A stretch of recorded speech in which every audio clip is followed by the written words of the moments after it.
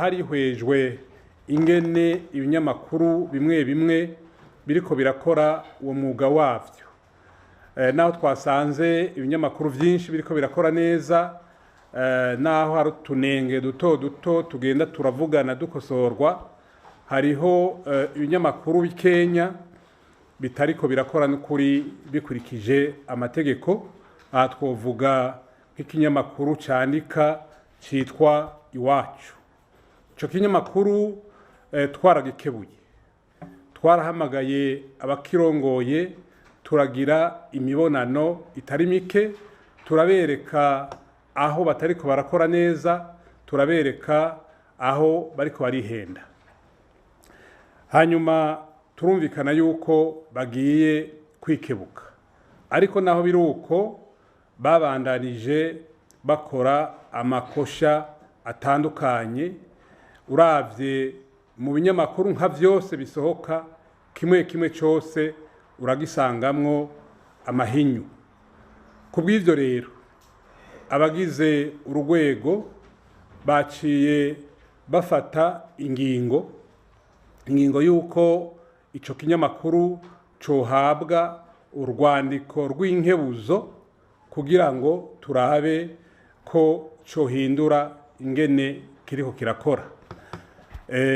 Nivyo rero twafashe, ariko tukaboneraho akaryo ko guhanura abamenyeshamakuru cane cane abarongoye ico kinyamakuru ko iyo uri gukorera mu gihugu ukagomba gutanga amakuru agiturira, ata kintu na kimwe uzoba uriko urafasha. Iyo uri gutanga amakuru ahengamye, nta kintu na kimwe uri kurafasha.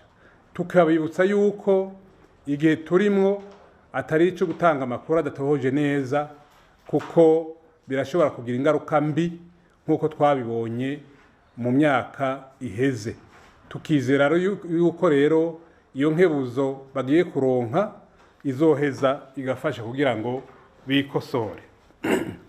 Izindi ngingo zafashwe novuga ko zihambaye ni ingingo zibiri.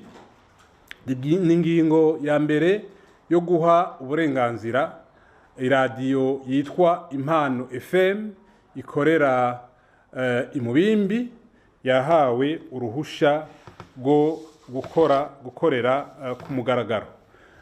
Iyindi ngingo yafashwe nuko hatanzwe uburenganzira bwo gukora ku iradiyo yitwa Cibitoke Diaspora Network, radio CDN izokorera mu Cibitoke. Tukabasaba ko rero boca bisuganye mu maguru masha, kuko bafise umwaka umwe gusa kugira ngo bashobore gutangura gukora nyezina. Tukizera yuko ico kiringo bazocubahiriza.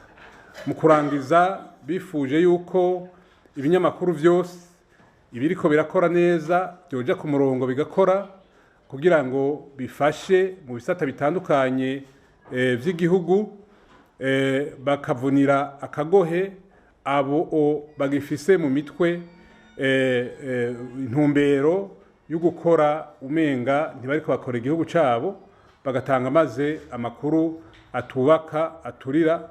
Abo rero basabwe ko bokwikubita agashi hakiri kare amazi atararenga inkombe. Murakoze.